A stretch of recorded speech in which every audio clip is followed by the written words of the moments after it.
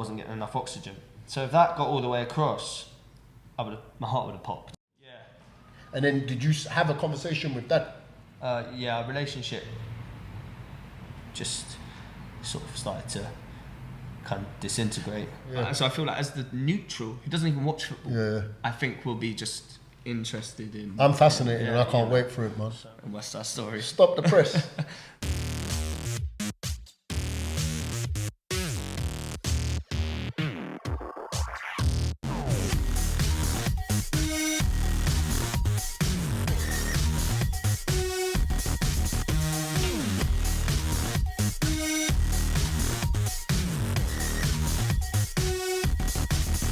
Right.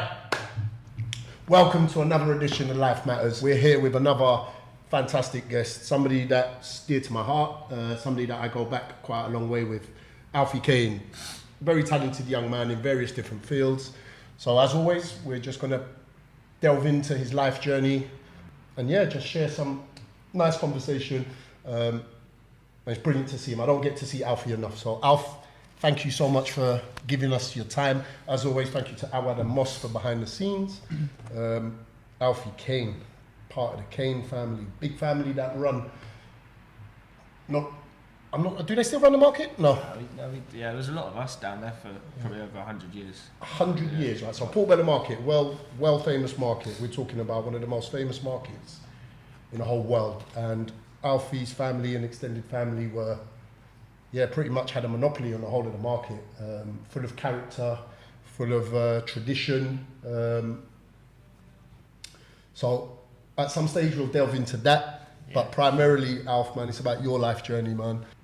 I don't know if you can remember, we used to have kick-up competitions. Yeah, no, I remember that. Can you? Yeah, very clearly, yeah. What can you remember? Just being the best, man.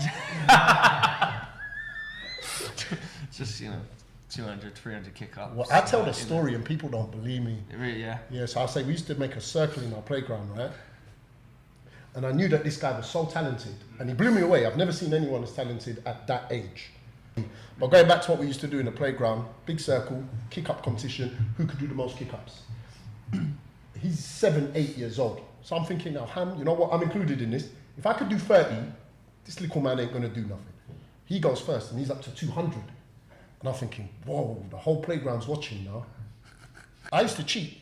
Did you? I thought you used to just get on your head. That's what I call that cheating. Oh, okay. I didn't think it was cheating. I'm glad you didn't, because I used to think, I can't do this on my feet for 300, but on my head, I'm good.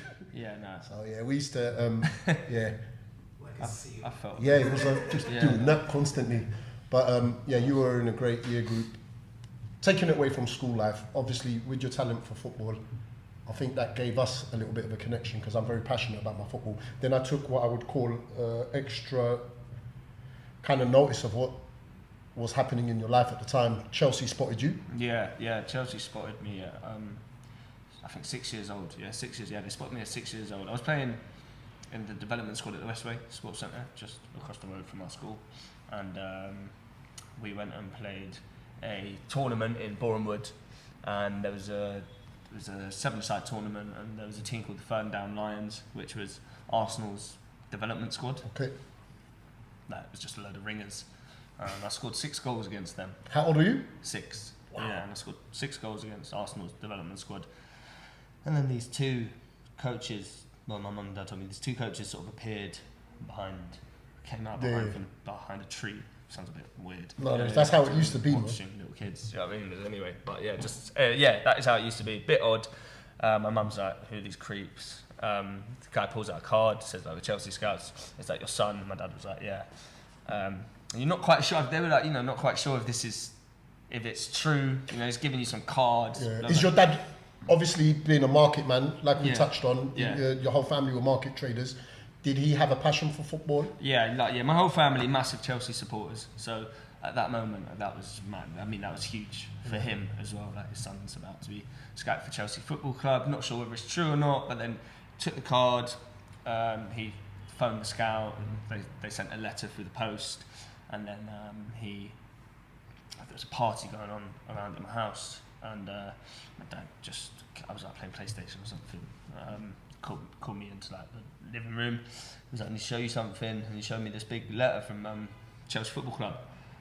and I was just like. So what was the offer originally, to come for a trial? Or? You go, so there's 20,000 kids trialling, and you... How many? 20,000. Wow. Yeah, 20,000 kids trialling, so all around the country. There's different stages of the development process to try and get a spot in the squad of 16 for the under-9s. So from 6 to 8, so trialling for like 2.5 years, about 2 years. And then, yeah, just before year 4, signed when just before I turned 9. Got a spot in the under-9 squad in the academy at Chelsea Football Club. So you enjoyed that period of playing for Chelsea, no? I loved it. One of the best times of my life, because it was like going to space. It was just Cobham was something just, that was, it was a joke. There's nothing else like it. Nothing else like maybe like what's Man United's training ground called? Harrington. Harrington. That was good, but still it wasn't as good as Cobham. Like, it was a different beast. So you were there from year 4, which is 9 years old. Yeah, to just year 8. All right. Yeah. Year 8 being what? But I was going up to Cobham a lot. I was there from 6 really. Yeah. To 12. Okay, so that's at that time half your life. Yeah. Do you still have friends or associations of anybody that was on that journey from 6 to 12? My mate Jack Stevens, he's the goalkeeper for Oxford United. Okay, Yeah. so you still keep in touch with him? Keep in touch with him. Okay. We're actually really, really good friends. That's good, because but not a lot of them. I'm fascinated by, like, when you're a child and you're in that kind of elite environment, are you bonding? Are you making friends? Or is it really a factory, you know what? Almost like, we know we're not going to be friends, we're all here for our own reasons. But it's really refreshing to hear that you've got contact with some of them. I think not so much as like a youngster. This is when I got sort of 14, things started to change. There was that element of spite and like jealousy when I was growing up at Chelsea. There was. Like, did you feel that were people like, I don't want that guy taking my place? Yeah, for sure. It was kind of done like that sort of stuff, but not so much because that kind of stuff was sort of done because you're young. It was kind of done in a more kind of slippery manner. Yeah. You know? Not up front. Not up front. And as you get older, the squads get bigger. So then that mentality of you know what you're there for. As a youngster, you know you want to be a professional footballer. Did you want to be a professional footballer, or did you want to please? No, I wanted to be a professional footballer. Yeah. I wanted to be I wanted to be a professional Good footballer. man. That was my dream. That's what I wanted. Yeah, absolutely, I loved it. I was literally. And then growing up, I was doing stuff that I feel like hands down not. I was doing stuff. I was training like I was training for a fight. And I don't think there was a lot of kids my age that had that drive. That had that drive. My line manager called me aside and she was like, I need to talk to you about Alfie. And I was like, okay. But I could sense from her tone that it wasn't school related. It was almost going to be a personal thing. And she said, look, Alfie's been given some bad news. His parents have been given some bad news. I want you to look out for him in terms of morale. Yeah. But she didn't tell me what the issue was. So I think I touched base with you. Hey, how you doing? You didn't tell me. But then your dad, at the end of the day, asked to speak to me. Yeah. And he was like, Ham, we found Alfie's got a heart condition. Yeah. And I'm getting goosebumps now because I remember. Yeah. I'm probably gonna cry. Stop. No, but I'm all good. I remember Ed, who's your dad, Yeah. took me aside and was like, football's not important to me. My son's well-being is important to me. And I'm like, Ed, whatever I can do, I'm here to help in any way. And then it became evident to me that you were going to be okay because they were going to do the heart surgery. Yeah. But then I started thinking, is it going to affect your dream? Because you were so passionate about it. Can you remember when you first heard or how it became apparent that... Yeah, so I just... Do you want some water? No, I'm good. You sure? Yeah, I'm all good, yeah. Cheers. Nah, it's just... Yeah, no, it's a big part of my life, so it's emotional, isn't it? 100, brother. I'm feeling emotional. I feel emotional about it all the time. Yeah, so I was... It worked out well, he's here. Yeah, it worked out well, yeah. He's here. I'm here, yeah. It worked out. Yeah, just in case you thought, he made it. Come back from the gulag. Yeah. I was just thought I might have had asthma or something like that. What were you feeling, Al? Just running out of breath. Just couldn't I think that was the reason why I was training like such a madman. My dad had me running up Primrose Hill as well. Like, we were doing everything. Just the whole time I was like, you're not fit enough. You're not fit enough. But it was like, he's doing the most, man. You know. But I was generally I was. It sort of I started to notice it about in year 6, like badly, and went for a medical in the summer. Summer camp at Chelsea. At Chelsea. Yeah, I stayed there for 6 weeks. Yes. And I was running up and down. I just couldn't quite keep up. Just struggling to get my breath back. Pushing, exerting. And anyway, gone for a medical because it's touch at the club. So they have to check on the youth's well-being. Club doctor put stethoscope in, and then came to me, put stethoscope in on my heart. My heart was going. He didn't. It wasn't scary the way they experienced. They dealt with it well. To be fair, my heart was going ba-bum, ba-bum, shh, ba-bum, ba-bum, shh, and the shh was a leak. It's had a muscular valve growing across one of the arteries. So it's like, was it like there's four like arteries at the top of the heart, and there's a muscular ridge going across one of them, which was affecting my blood flow. That's why I wasn't getting enough oxygen. So if that got all the way across, my heart would have popped. Yeah. So luckily they found that early enough. They called my parents in. I wasn't allowed to train. Called my parents in, sent me to Harley Street, doctor at Harley Street, so I'd never be able to play football again because no club's going to want a kid with a dodgy heart. That was his words. Those are his words. Sorry. Were they his words to you or to your parents? His words to me and my parents. Wow. Yeah.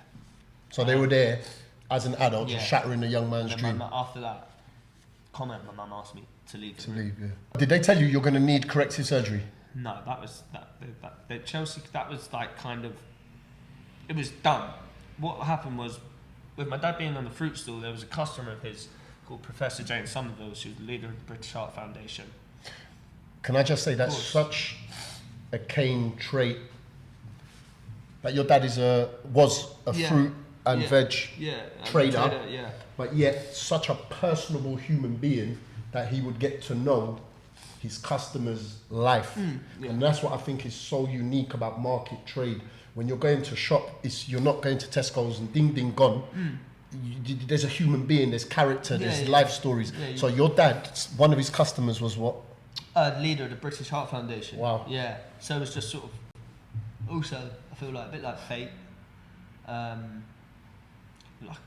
bit of luck involved. So what happened with that? She organised she set up an operation for me. She organised an operation for me at Great Ormond Street and set me up with a surgeon called Victor Sang, who was like the leading heart operator in the world. I'm out of the loop with that. Yeah. I assumed to this day that when they stumbled upon your heart condition, that the next port of call would have been to operate. You're telling me now that it was, right, you got this heart condition, that's it. See you later. Yeah, see you later. And if it wasn't for your dad's relationship with one of his customers... Yeah, that is what... Look, I don't know. I think it kind of happened so quickly that then suddenly I think Chelsea couldn't let me go. Just then and there. Yeah. So my parents knew they were going to let me go. Yeah. After I got them, they did the operation, they sorted out all my rehab and stuff. Yeah. But I didn't think they were going to let me go. I was like, in my head it was like, but they would have let me go already. But it was obviously, like I said, slippery, Me and your dad spoke about that at the time. And your dad was wise enough to know that they were playing a delaying game. Yeah. Because it would have been callous on their part. You got a heart condition, see you later. Oh yeah, absolutely, yeah. Like even PR wise. Yeah, no, of course. So, but it's like now is like as I got older, I realised that was the first meeting with politics within football. Because although I was fine, if I was to collapse, they didn't want that. They didn't want that. Also, it's like if I was to, they're trying to get someone from Ajax for at the time, let's say, 60 grand, but they're buying him to maybe sell him when he's 21 for 15 million. Yeah, 100. Investment. It's investment, And if I like you said, in terms of it would have been very bad publicity. And my attitude towards it was, I just want to have the operation. Once I have the operation, then it's fine. I'm going to get back to playing football. That's it. That the speed that I just said that at as well. That's how it was. Get this. It's coping. It's almost like a coping mechanism. Yeah. Just get this operation done. Get my rehab done. I wasn't aware that maybe I could have died during the operation. I just, They're not operating on your finger. Yeah, no. It's your heart. But I mean, So you made a full recovery. Made a full recovery pretty quickly. I remember coming out I was in on the Monday, out on the Wednesday. Chelsea kept me on. They let me go the following summer. What was the reasons? Just they rang. There was a phone call. Yeah. Rang my dad up and just said, sorry, Mr. Cain, but we're not going to be able to offer your son a 2-year extension. Phone call. Yeah. So you were there from 6 until 12. 6 until 12. Yeah. You had been in their care for that time. You had gone through what I would call a horrific period where your life changes massively, and yet it was a phone call. Yeah, it was a phone call. Yeah. How did you feel about that? I was devastated, man. It's a lot. How old are you there? 13, 14? Still 12 at the time. Okay. Still 12, yeah. To deal with rejection so openly. It's quite early on in your life as well. It's tough. It's frustrating. The 12's coach at QPR said, listen, go down to Barnet, League 2. He's got a really good opportunity. If just get his head down, he could break into the first team at 16, 17, which is what I did. Broke into the first team at 16. So from 12, 13, you stayed at Barnet for... I was there for 5 years. My until God, I was 19. brilliant. Played with Edgar Davids, was my manager down there. He really liked me. He was nuts. Was he still playing? He was still playing, yeah. So I played in pre-season with him. I didn't play any league games. I watched a podcast last week, funny enough, and it was an ex-Barnet player. Oh, yeah? Saying that how mad Edgar Davids was. Yeah. Barnet were away somewhere, and Edgar Davids phoned up the club to say that he can't attend because he's ill. No, he used to just... Barnet was like his toy. Barnet have got a fixture. Yeah. That night, he's in Mayfair Club, partying. Yeah, no, the club was a bit... Can you remember him playing for Barnet? Yeah. Right, confirm this. I'm not going to tell him. Oh, yeah. What shirt number did he... Number 1. Yeah. In this podcast, right, the guy was like... He was captain. And manager. He said, I have to be number 1. Yeah. And the goalkeeper, it was the Barnet goalkeeper. That's the podcast. Graham Stack. Yeah. He called him in and he was like, I'm not even going to pretend to do a Dutch voice, but he was like, do you mind if I play with number 1? And Stack told him... Invincible, by the way. Who is? It's Graham Stack. Yeah. So that's like a big... Yeah, big massive. Thing. Huge. So for that, I guess sort of for Davids to take that off well, Stack said in the podcast, I've never met him, he was your teammate. Said to him, you want to be number 1? You play centre midfield. But last season I played with number 20. The goalkeeper said that he played with 22, whatever the number was. Possibly, so he said, I'm all right, I don't need to change that, I'm fine. Yeah. But do you really want to play with number 1 on your back? And he was like, yeah. And then the next game, he had number 1 on his back. Yeah. I'm so pleased you confirmed that, because part of me thought, it's a joke. No, that's a joke, man. Yeah, no, it's just all true. So tell me, what happened? Did you leave? No, I wasn't allowed to because it was on contract. Yeah. So the way they treated me was like just. I remember I was the last person. You wanted to go to Tottenham? I wanted to. I just wanted to leave. I knew I was good enough to go to a bigger club. To go to a Championship side, Premier League side. I knew. So what happened with Barnet? Your contract expires. They offered me a scholarship. And I had to take it. Yep. Because I was suddenly there was this new even to this day there's this law of compensation. Yeah. This compensation law, which is. My parents haven't got $700,000 to pay Barnet, to release you. To release it's almost like a slave contract. Yeah, it is. It's a slave contract. Yeah, fundamentally that's it. Yeah. You're being blackmailed. You know. How did you get out of it?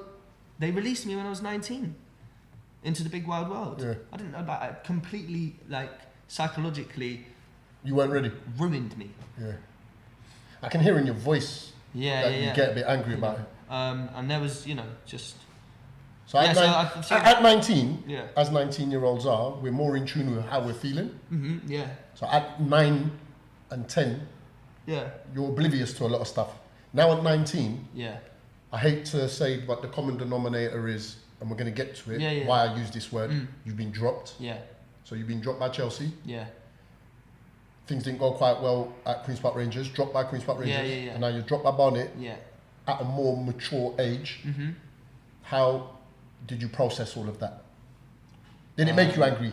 Were you full of rage? I was on bail for a year at 19 for a huge fight that I had in Windsor. I was getting into fights. I started going out, I was getting into fights all the time. So now you're clubless. Now I'm clubless. And you're an angry young man. An angry young man, yeah. Drink. And I couldn't have a fight as well. Yeah. So it's like... And Plus, those that you're out and about with can have a fight as well. Yeah, I'd gone from not drinking, that was to suddenly like... Reckless. Yeah, intoxicating alcohol. Yeah. You know, and like a lot of it. On Saturday, not during the week, I was still keeping fit. And on Saturday night, I was ready. And I was so angry at just life. Yeah, you were angry. You were an angry young man. It's not good. It's not a good thing. So no, I remember to whoever young kids are listening to it or whatnot. That it's not a good thing, but it's just how. No, but that's life. It's life. It's how I. And we're humans. How I dealt with it. Yeah, we're humans. We deal with things differently. And I think that what happened to me when I was 19. It was a wake up call. I've still got a lot of things wrong, and I have still been in trouble here and there. But that was... So being released by Barnet, suddenly you're fighting, you're drinking. I was looking at 2.5 years in jail. Yeah. If I got... I got NFA. Yeah. But, yeah. You were lucky. I was lucky, yeah. I think I just felt like... Because it's been my whole life. I guess and so the way I explain it sometimes is like you've been married to something. I guess also I thought I knew I was good, but I didn't have the psychological makeup capacity to... The fire in my belly had gone out of control. And just unfortunately, I think it set me up for.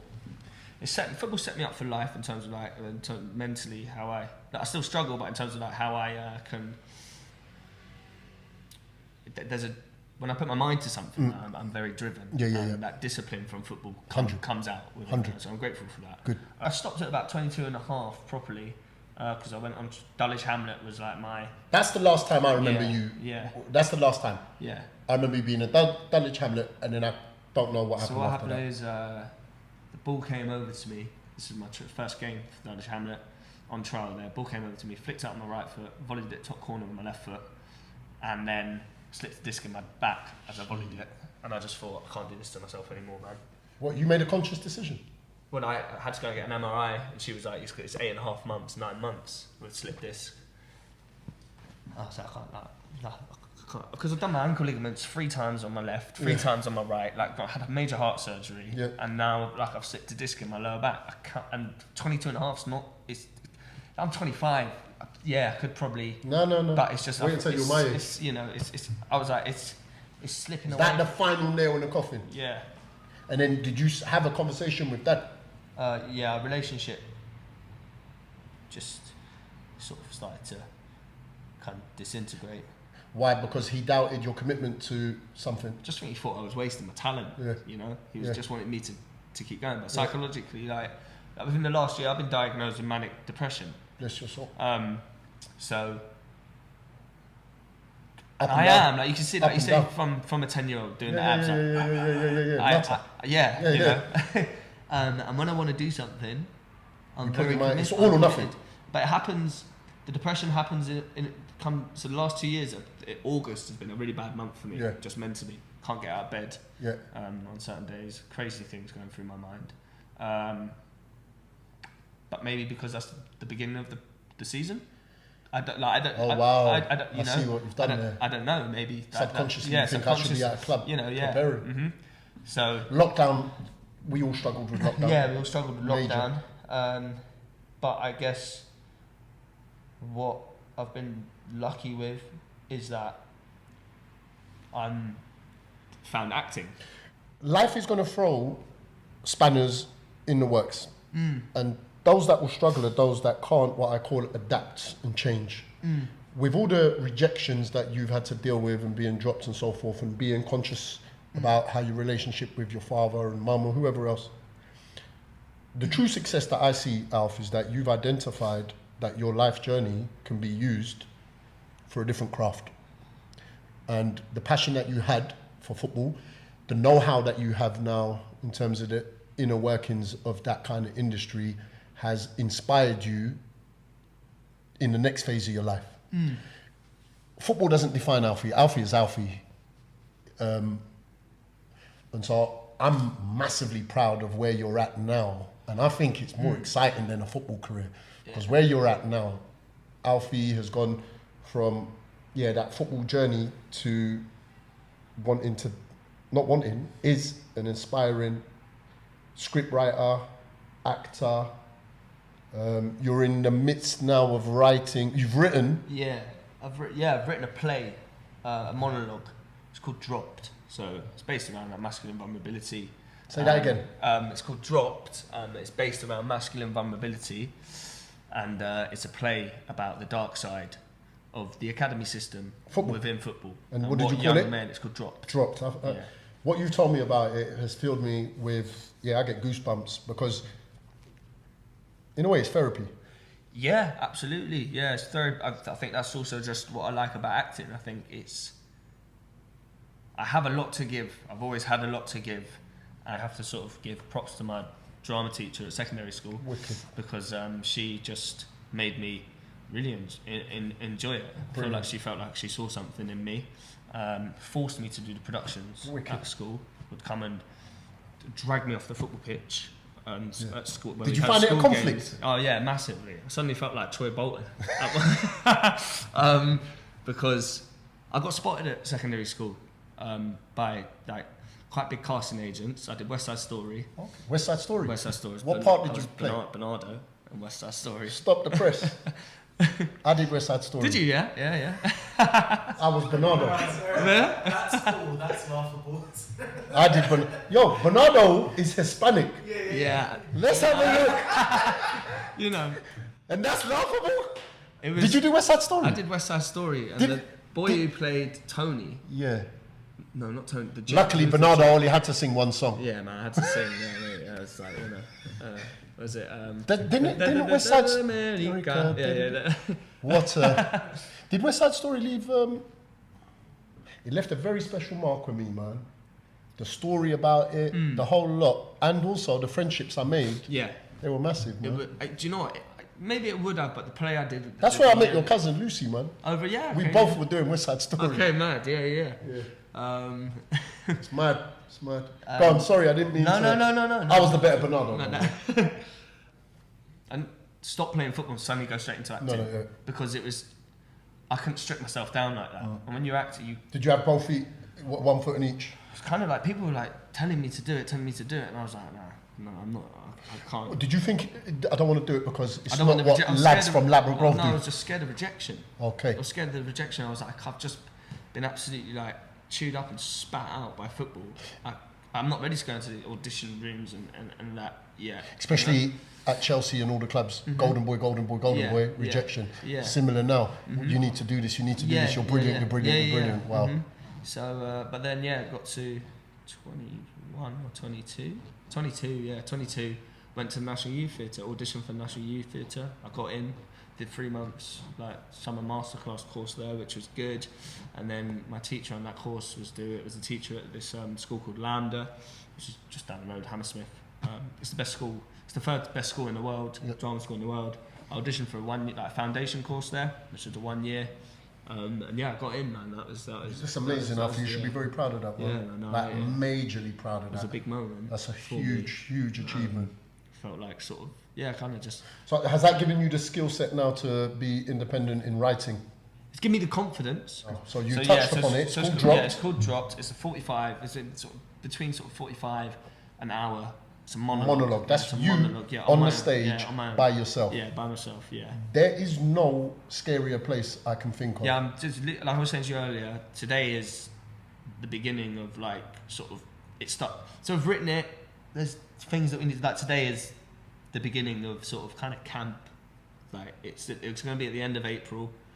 But today is like, from today, I'm not going out anywhere or anything. Oh, so you're going into what we call camp, boxing. Boxing, yeah. Boxing mentality. Boxing mentality. So you are now going in to train hard and be ready for April. Be ready for it, because even thinking about it makes me quite nervous. Can we touch upon the subjects? I found it fascinating. In Dropped. Mm-hmm. Yeah, it's absolutely. not just about football though, is it? It's about sexuality. Yeah, it's about sexuality. It's about in a masculine environment. So I sat down with like 6 or 7 boys that I played football with. Yeah. And I sat down and I asked them loads of questions, like stuff that they struggled with growing up within football. And I just took loads of notes down, and a bit of my personal experience and their experiences. And I built it, I put it all into this one character. And this character's called Joe. And he's just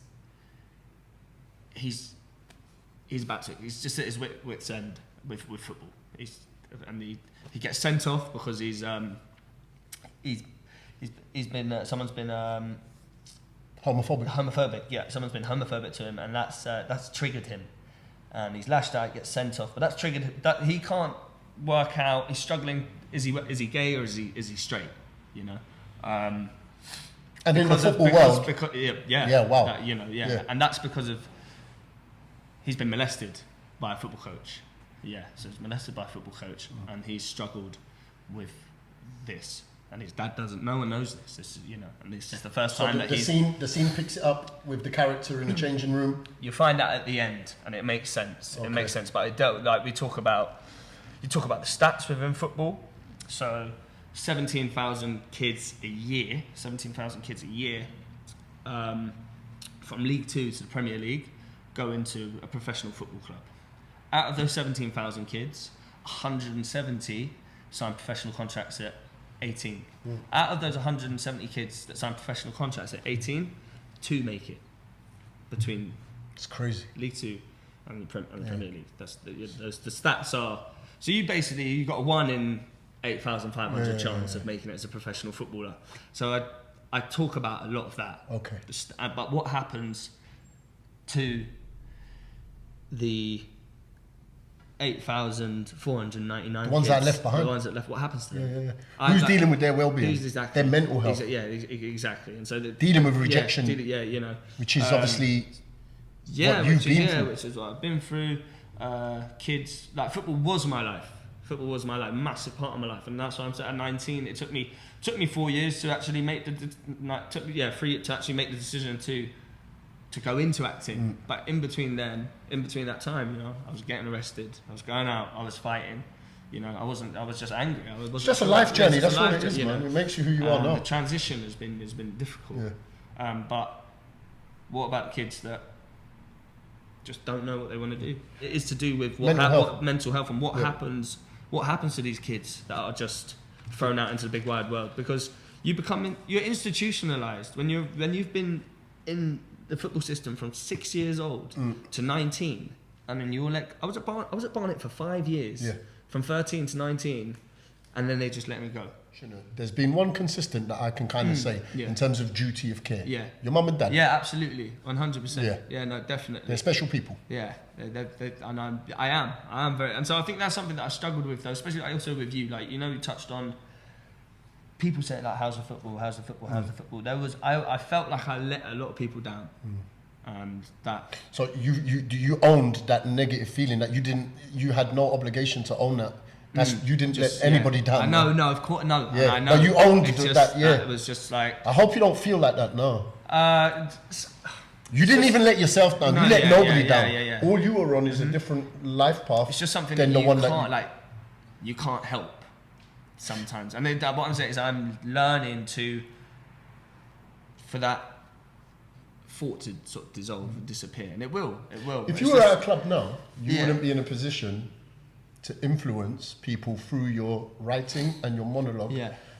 When this play goes out in April, people are going to have what I call a behind-scenes look at the trauma that young boys in particular have to deal with about being dropped or being in such a masculine environment and being what I would call verbally abused on a consistent basis.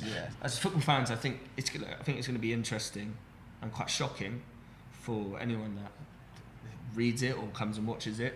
But I think it is as football fans, we kind of know that kind of stuff happens. Yeah, but do you know what I mean? we're more But- concerned with Ronaldo's free kick. Yeah, you know. Yeah. So I feel like as the neutral, who doesn't even watch football, Yeah. I think will be just interested in. I'm fascinated and Yeah, I can't yeah. wait for it, man. So And as always, if there's anything that I hope. we can do, Yeah, let us know, man. definitely. Yeah, no, for sure. No, thanks. Thank you for coming down today. thanks for Thank you having for me. giving me your time. Thanks for having Thank me. you for being honest. Alf, Yeah. I love you, brother, and Yeah. that will never change.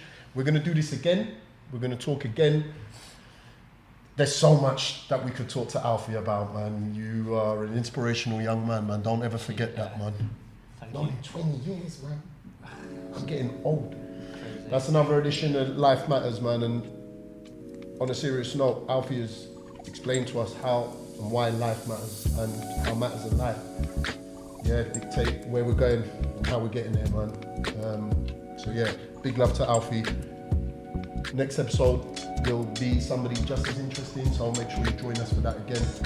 Thank you, Moss. Thank you, Awad. It's a wrap.